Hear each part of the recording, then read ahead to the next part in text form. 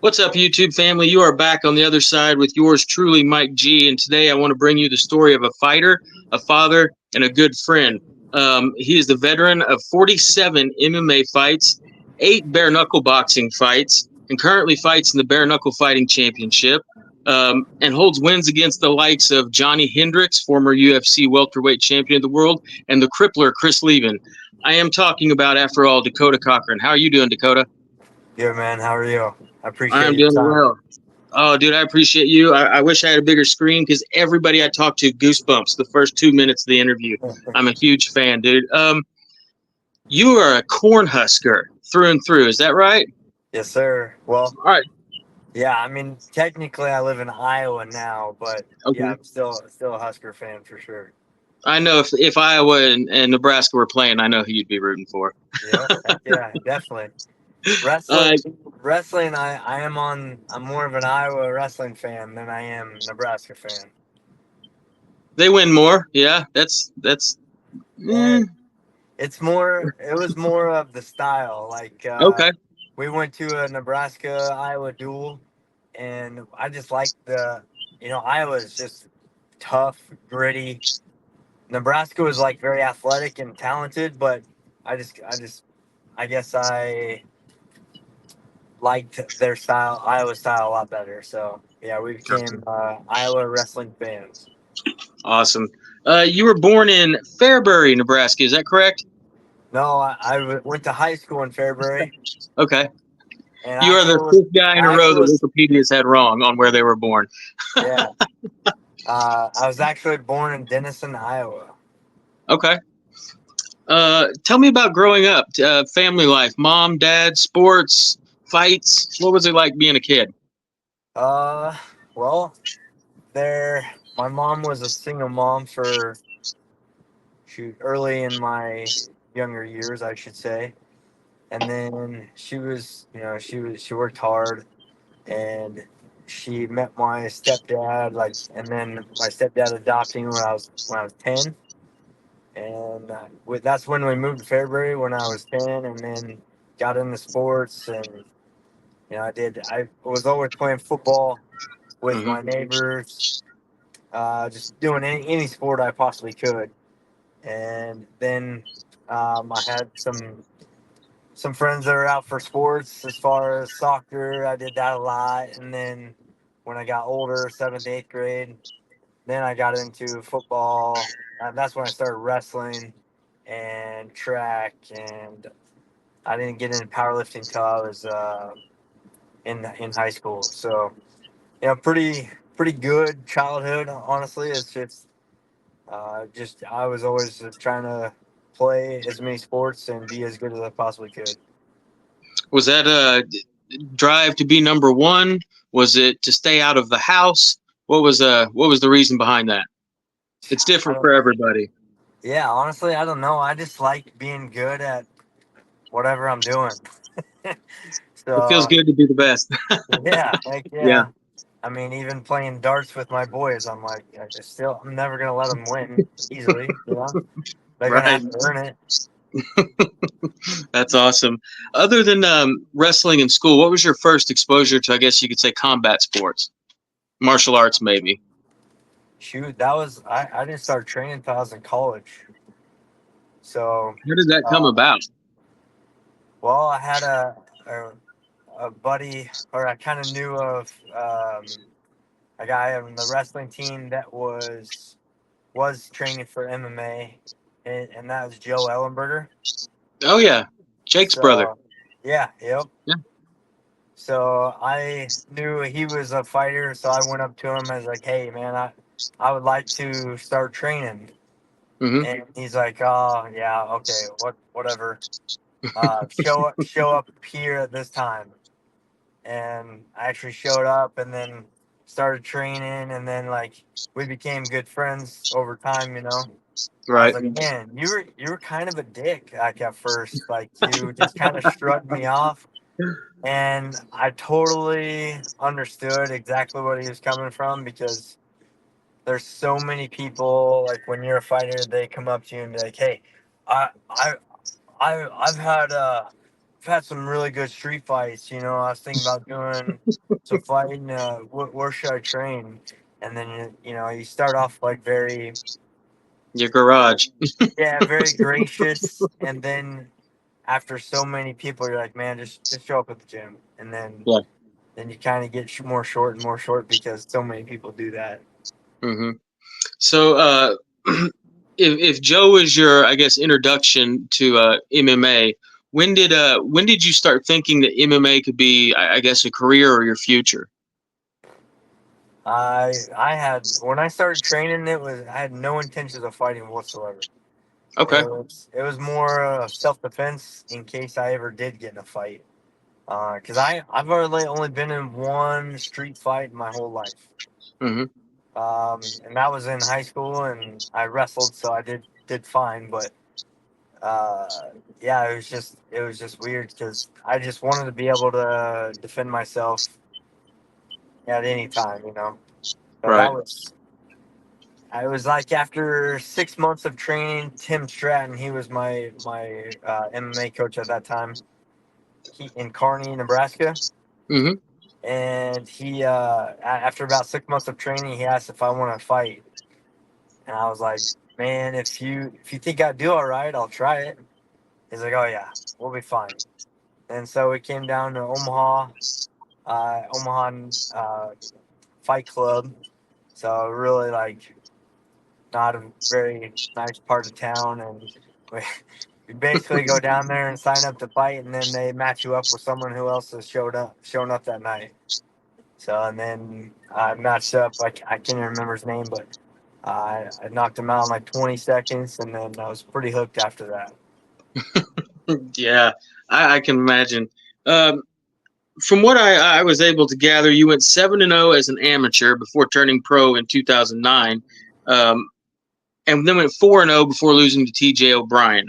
Can Yep. you tell us about that first loss? What happened? What would you attribute that loss to? Yeah, it was just no. TJ was a very good grappler. Hmm.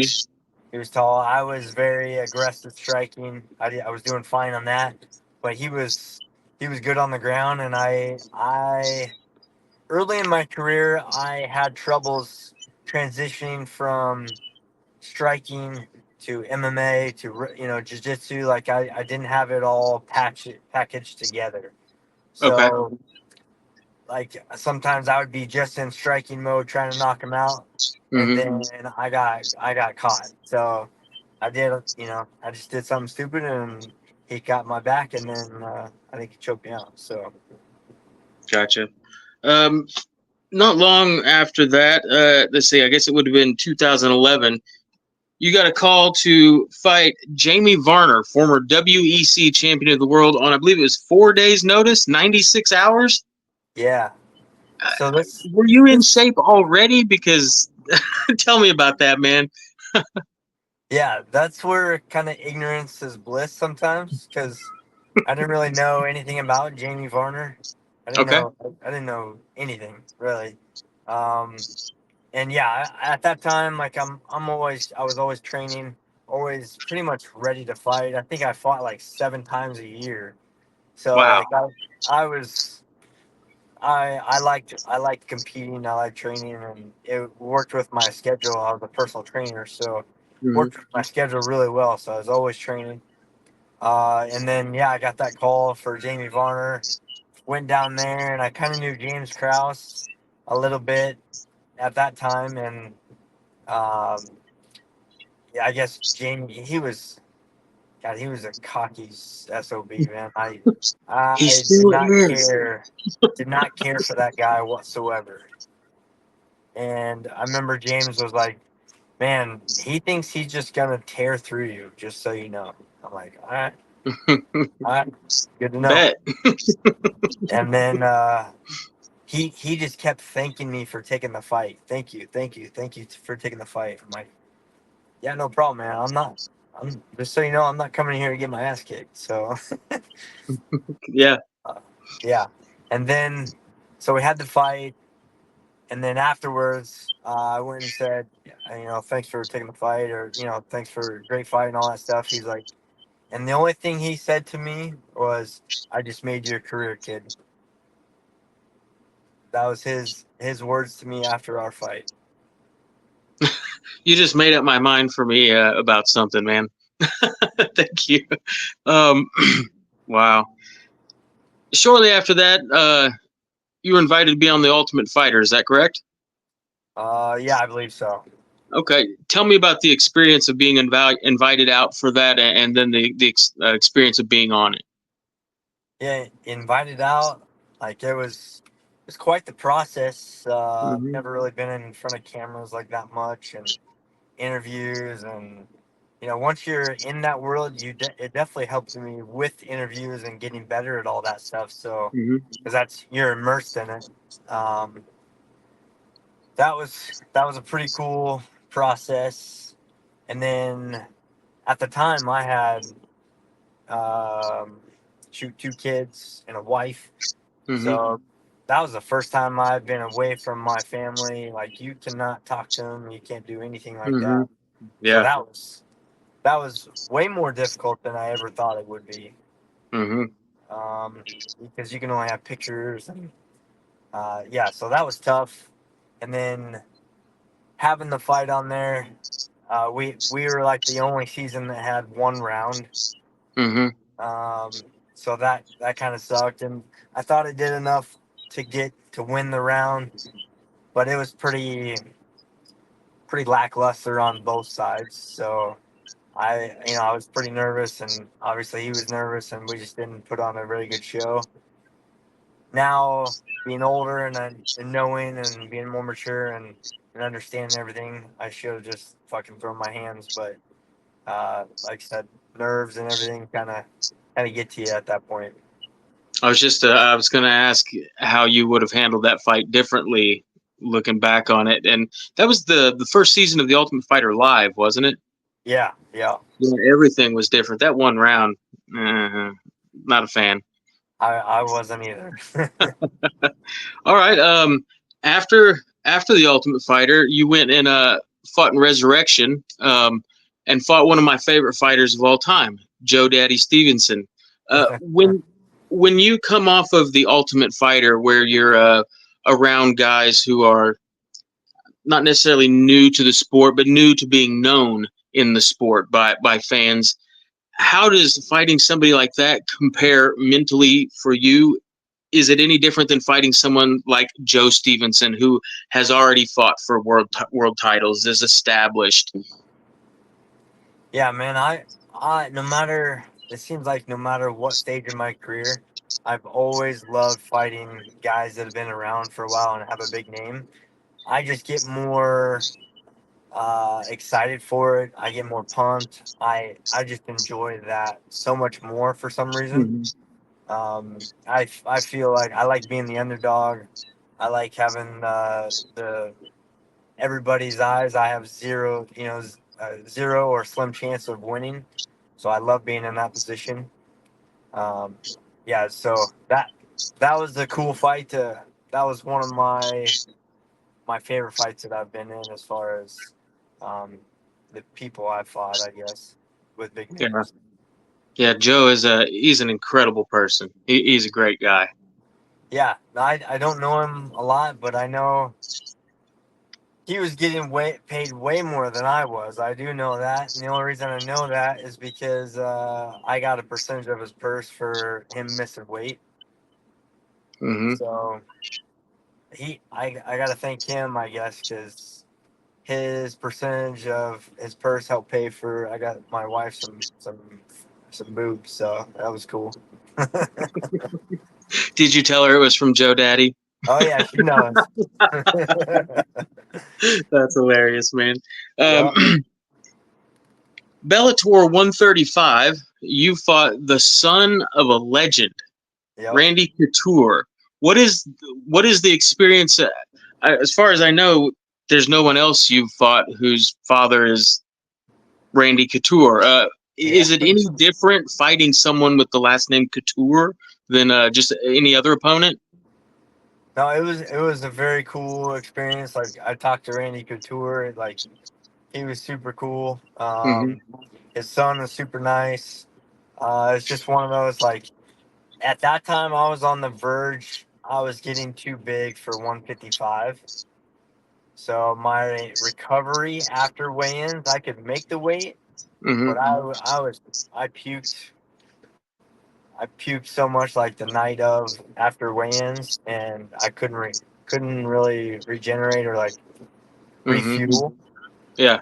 So I definitely should not have been fighting 155 at that time. But uh, as far as skill level, I feel like I was way better of a fighter, but definitely not that night because obviously I Right. got same thing. Was doing fine stand up and then made a mistake and got choked out.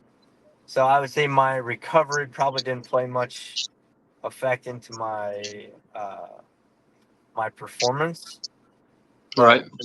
I yeah I definitely made a mistake. But yeah, that's just those Bellator fights. Were tough. I passed out one way in. I shouldn't even fought. So, How much but weight were you cutting when you were fighting at lightweight? I'm going to say uh, 40 pounds. I'm going to say you probably walked around at 190, 195. no. I'm walking around 195 right now. So I Okay. was I was usually like 180. That Okay. was a very lean 180. Yeah. I got a little fat on me now, so it's not as lean. That's padding for those liver shots, man. That's right. That's preparation, not fat. Um, what attracted you to bare knuckle boxing? It was the challenge. Like I said, I like a challenge, and I can't remember what happened, but I got an opportunity. Someone asked me on Facebook, I think it was, if I would be interested in bare knuckle fighting. I'm like, "Hey, I don't know." It's like, I'll give it a try, and then Sure. just kind of went from there. And I agreed to the fight. I was supposed to fight shoot someone else on the card, and then that that one. I don't know if I. Do you know about the WBKFF or whatever? Do you know about that whole scenario? I know about it showing up, and I know about it disappearing quickly, if that's what you mean. Yeah. Well, do you Yeah. know like none of the people got paid and all that shit? Yeah. Yeah. Yeah. I remember reading about that. I remember reading they probably weren't going to. I remember reading that Boss was on the hook for some of it, and people were mad at Boss. Yeah, I remember most of it. Yeah. Yeah. So unfortunately, I got caught in that, Mm, and that was kind of the year I started my business. I have a business that I build and custom decks and all that stuff. okay.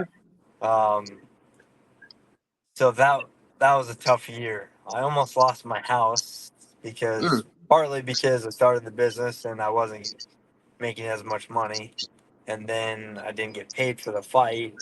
So man, it was that was a rough year, sure for yeah. sure. I was supposed to get 50 grand for that fight. Still nothing. No. Have you thought about knocking on the man's front door and asking him face to face for it? Yeah, well, he went to prison, so. What state? I might know a guy. Just playing. Don't tell me. Don't tell me. Yeah, he he was not a very popular guy. He had a lot of fighters pissed off. That's for sure. Yeah, I mean, if you're going to rip people off, there's easier marks than people Yeah, who get paid to smash people's faces. I yeah. mean, that doesn't make any sense to me. Um,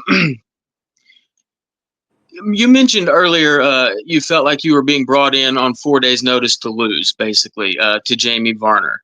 Yep. It, it seems like there may be, I don't know if I want to say a theme, but that's not the only time in your career that, in my opinion, it looks like maybe that happened. Johnny Hendricks.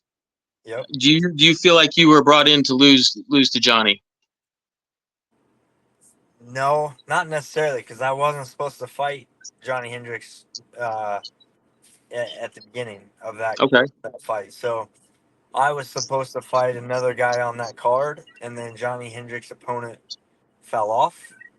Okay. And then I stepped up and I said, "Yeah, fuck, I'll fight him."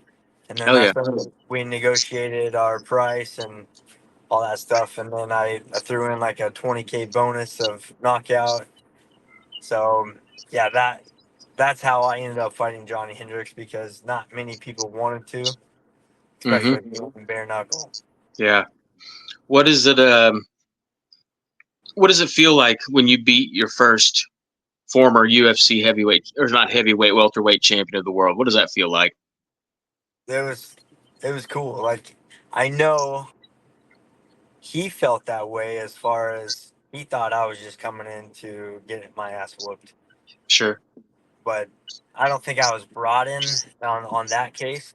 But I Okay. know he definitely thought I was gonna come in and just get my ass kicked. Sure. So I know I have a chance to beat anybody in the world at pretty much any level. So I've always had that confidence. And shit, it may be ignorance. I don't know, but like, I know I always have some chance of winning a fight. Gotcha. Bare Knuckle Fighting Championship 6. You faced the Crippler, one of my favorite fighters ever. Man, he's a zombie. Tell us about fighting him. Was that a? Were you scared at all Oh, going into hell fight yeah. Pierce Levin? Okay. Hell I yeah. wanted to see if you'd tell me the truth, or if you'd be like, "Nah, I can beat anybody on any." No, I always tell my boys, like, you can be scared, but you being brave is actually, that's what makes bravery. You can be scared Hmm. and still go through with it. So Yeah. that's what being brave is. Yeah, no, God, he's so big, like, compared to me. He had a Hmm. huge head. He was hard. He was scary, dude. Like, he was the first guy that I didn't even really want to talk to, because I was like, I didn't want to piss him off. Yeah. Um, but he gave me some good props, and man, that was very cool of him. He didn't have to do that. And I remember when I got the call, I was eating sushi with my wife, and they're like, we'd like to put you against Chris Lieben. I'm like, at what weight? He's gonna be 75. He's a big middleweight. Yeah. And they're like, no, we'll probably do a catch weight at 191 or something like that. And I was like, Hmm. okay, uh, He's still sure. huge. Yeah. Well, yeah. It's absolutely right when he goes in, like, when you were in the fight, hitting each other. The only thing that saved my ass was me being faster than him, because obviously I Hmm. didn't hit harder than him, but I was Quicker for faster. sure. I definitely wasn't in very good shape for, because I took it on fairly short notice and I Hmm. wasn't training hard. Um, but yeah, if I would have been in better shape, I would have been able to move a lot faster. Yeah. But whenever I hit him hard several times, he just went into that zombie mode and just Hmm. came in hitting hard and swinging. And it's like, oh shit. And then that's when you got to back up and get away. You're Yeah. like, oh Circle fuck, away. he's pissed. Oh no. Frankenstein. um, One of my favorite bare knuckle fighters, and someone that I've tried for a while to reach and have really struggled with, Mike Richmond. You fought him. How did that fight go? He's a beast. Yeah, Yeah. Mike Richmond he's super good dude, nice. But obviously he's a beast in there. Hmm. That's one I would like to have back. He caught me right away with a right hook, and Hmm.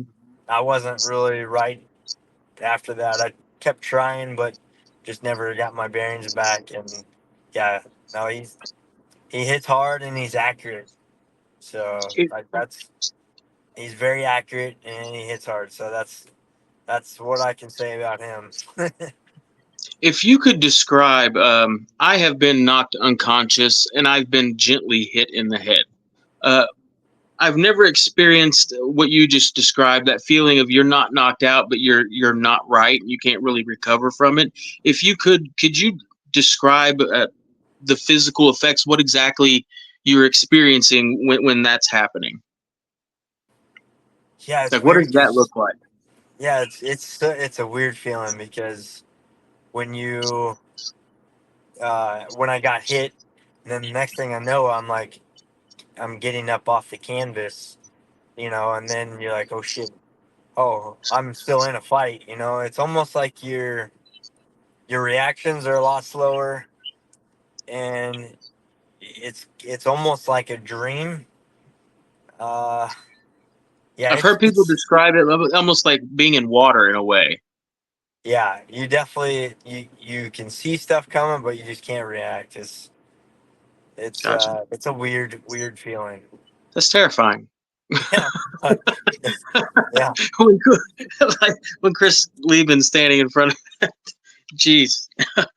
yeah. Um, your last three fights, I believe it is, you have won by knockout or TKO. Um, at 38 years old, and I'm not poking fun because I'm 45. Yep. Um, how much longer do you plan on competing, and do you have a plan in place for after? Well, as far as after, yeah, I mean, I have a very successful business, Mm-hmm. and I'm like working has never been my issue. I Mm-hmm. actually, I wish I could have done more training rather than working, and I probably would be in a different position. But I'm just the type of person I like to provide for my family, and fighting isn't very consistent, and working is. Mm-hmm. So I've always worked and trained, so that's always been a tough balance for me. Right. Um, so afterwards, I know I'll be fine. I'm happy with my career and how what I've done. I always will strive for more. Like if I can get to that title for the bare knuckle championship, that would be ideal. Bring But on Mike Perry. yeah, man, Yeah. like that's a fight I would love because he's a big Mm-hmm. name, and it would be so awesome to beat any. I just like beating any big names. Yeah. Um, but as far as playing, man, I'm for 38. I'm very healthy. I don't have any issues like injuries. Mm-hmm. So like as far as I'm concerned, I've always said like 35 or 40. I wanted to be done fighting, but I like as long as I'm competing, I'm doing well. I'm not sure. I just know when I say I'm done, I'm actually done. So Mm-hmm. I just don't want to say that until I'm actually done. Jake Paul might come calling, man. Don't ever say retired. Just say I'm taking a break, GSP style. GSP was one of my favorites, man. I love his style. I think he was, if if not the smartest, one of the smartest mixed martial artists of all time. Looked at it from a scientific standpoint that no one else did. Have you ever heard? I think he was on the Joe Rogan Experience. He was talking about when he fought BJ Penn the second time. He and Faraz Zahabi went to a like a CGI guy, Yeah. and they put all the little dots on George, and then they mimicked BJ's movements, and they figured out a way to get BJ to fall for more feints because that would cause him not only to physically tire out faster, but it would overload his thought process because he just doesn't know what, and that would open it. I'm like, some guys are just pushing wheelbarrows of rocks around, thinking that's crazy. That's amazing. That's so ahead of the game. Yeah. Yeah, you're absolutely right. He was smart, and Hmm. he had a very specific game plan, and he was very good at following it, and that's I feel like Hmm. why he was so successful. And for And anyone he's that just thought he was he's an boring, athlete. yeah, I remember hearing people say he was boring, lay and pray. If you don't like it, do something about it. Yeah. That's the game. After Um, a while, like I did get a little frustrated with him too, because I'm like, man, like start taking some risks, but you're not in that position. And as far as mhm. entertainment, you want a little bit more of Yeah. more striking, more risk. But as far as strategy, you got to respect it. So I was Looking kind of back and hearing him talk about how terrified he was of being in fights and how mentally difficult it was, it in a way it almost doesn't surprise me that his tactic was to take as little damage as possible by taking a guy down and staying there. It makes yeah, sense. I get it. I get it too. I don't like getting punched in the face.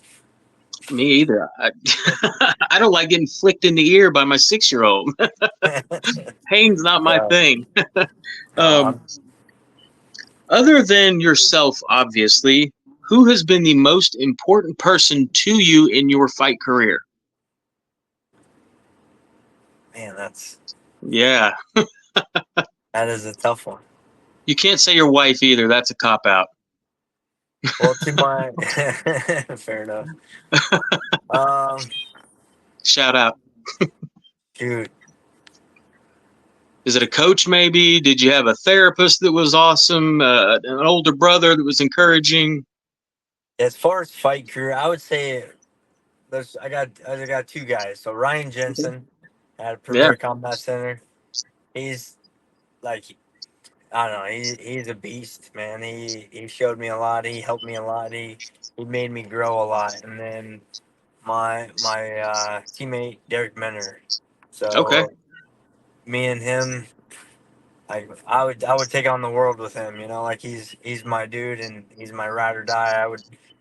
I would do anything for him and he would do anything for me. So he's a great student of the game Hmm. and he he learned so much and then he taught me so much. So yeah, I would say those two have been the most influential people in my fight life. Okay. Uh, of all the losses you've had in your career, and I don't mean all like there was a bunch. I just mean if you look at every loss you've had, Yeah. if there was one that you could do a rematch of in 3 months, either bare knuckle or MMA, if you could have one do over, who would it be against? What's the loss that hurts the most? I I'm so bad with names. I don't remember his name. It was it's when I got DQ'd. It was for LFA in South Dakota, I believe. Uh, anyway, he had a beard, and I punched him, and or no, I kneed him in the chest, but his beard made his head go down, and then they Mm, said I need a down opponent, and he just faked like he couldn't walk and like I don't know, he just played it off and I thought he bitched out. So like that hopefully the one is card the back. one that makes me the most mad because I'm not a guy like I'm fair. Like I if the rules are there, I'm gonna try to follow the rules Hmm. 100%. And I just don't like feeling like I cheated or they think I broke the rules or Right. I just don't like that thought of me, I guess. So that's one I would like back because like I know where I hit him, and I just thought he bitched out. Gotcha. Did you tell him about it afterwards? Oh yeah, I told him like during, like I was not happy. Yeah, I'm not a shit talker, but I was definitely was not happy about that loss. Gotcha. On That the D flip Q. side of that last question, if there was one win in your career where maybe training camp went perfectly, fight week went perfectly, the result of the fight was perfect, what was the perfect fight? Man, that is a tough one. Uh, Would it maybe be one of the bigger name wins, Johnny Hendricks? Uh, yeah, let's go with that one okay. because that one was that was probably the most scared I've been as far as because we were in the back before the fights, and I think it was Jay Cutler or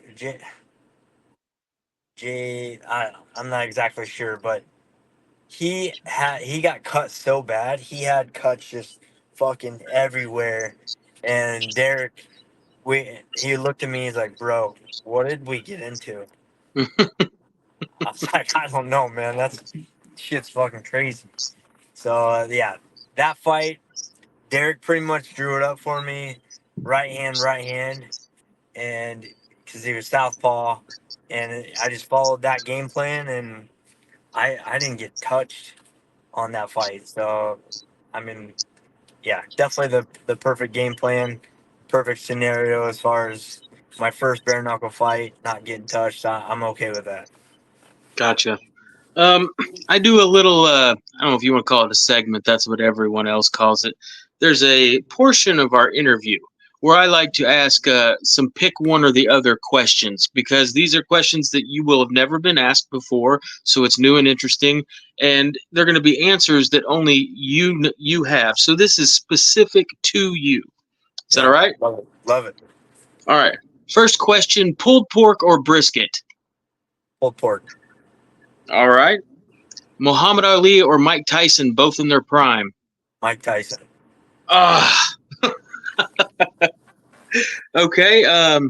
When I you're gotta go with the sleepy. short guy. Short guy. You know. All right, all right. I get it. Uh, coffee or energy drink? Energy drink. Which one? Which one's your favorite? Well, I got a weird rule: coffee in the Okay. morning, Hmm. but I can't drink a pop or energy drink until afternoon. And I follow that rule to a T. Like it'll be 11:59. I'll have an energy drink in my cup holder, and I won't drink it until that thing turns noon. It's so stupid, but it's just my rule. What? Where did that rule come from? What's the thought process? who kno- who knows, man? I seriously just made it up for myself because I didn't want to drink too much pop, and so like, yeah, I just I made that rule for myself, and my wife makes fun of me all the time, but I just follow it to a T. You maybe it would help if you would let her know that after doing research into how many milligrams of caffeine per hour the human body is capable of metabolizing, you are sticking to the perfect amount as to not waste a single milligram. Yeah, she'll know I'm bullshitting that. Right on. Mine would too. All right, man. I love it though. Chuck Norris or Bruce Lee? Bruce Lee. Bruce Lee. All right. Um, another both in their primes. GSP or Anderson Silva? The fight we never got. GSP. Okay, same thought process as Tyson Ali, No, the shorter guy. no. I think Silva got away with a lot of his being elusive, and GSP I think is a smarter fighter. Right. I think GSP was probably a lot quicker than a lot of the guys that Anderson faced. Oh yeah, that's true. Yeah, yeah. I guarantee you, GSP was quicker than Travis Luter, quicker than Damian Maya, quicker than Patrick Cote. Yeah. All right, next one. Yeah, Forrest You're Griffin. you're going on vacation, cruise ship or ski resort. God, I keep trying to talk my wife into a cruise ship. Tell her this is a Uh, sign right here. It's a sign. yeah, man, I would like to do a cruise ship, but I've only done skis, so or Okay. snowboarding actually. So if you're doing the cruise ship, are you going Caribbean cruise or maybe one of those cool off the coast of Alaska see the whales cruises? Caribbean. I like the heat. Right on. All right. Are you a movie guy or a video game guy? Movie. What's the last best movie you've seen? Recent good movie. Gosh, I just watched Sonic with my boys the other night. Jim Carrey. I loved him back in the day. Hmm. So Forever. he yeah, man, he's funny as hell. I've done this with my own kids a couple times. Have you ever broke out from Liar Liar, the claw on your kids? Uh, yes, The, yes, I the have. claw. Yeah, yeah, yep. It'll get you. Uh, the elevator scene is probably the best with. Goddamn, Yeah, it's fun. So yeah. mama. Uh, All right, man. Last one of these questions. Let's say it's your birthday and David Feldman has hooked you up with a free concert just for your birthday, and you can have anybody you want on stage singing happy birthday to you. Who's on stage singing to you on your birthday? oh, Any band, musician throughout history. God dang. I'm very very bad with that. Oh man, I long time ago I would have said Garth Brooks, There's but nothing wrong with that. yeah, I know he's just gone very liberal. uh, nah, damn. Uh, Man, that was a tough one. You want to pass? I, yeah, I'm terrible. If my wife was in here, she'd have like probably 20 people to name, and she'll ask me like, "Oh, who sings this?" I'm like, "I have no idea," but I can sing the whole song, but I don't know who sings it. Don't know the Gotcha. name. I'm terrible at that. Who did you ever pick your walkout music? I always have buddies do that for me. Okay, right on. Well, maybe if we talk again, talk to one of your buddies, ask them who you would like or who Okay, should play for you. I bet you that might be fun. Who knows who they might suggest? for real. Um, all right. You have an opportunity to have your dream fight. You can fight any combat sport athlete who has ever lived. Who do you want to fight? GSP. Awesome. And Yep. what's your game plan going to be for that fight? Hit him. God. Leg kick shit him and hit him hard. There you go. I'm probably not gonna win the grappling battle, so I'm yeah, thinking eye poke's the way to go. yeah. No, All I righty. embrace that challenge, man. That's awesome. What what would be, if you had one, your biggest regret in your fight career, and then in turn the best decision you made in your fight career? I'll start with best decision. Okay.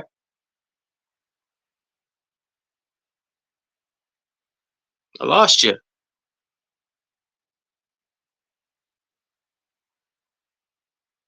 All right.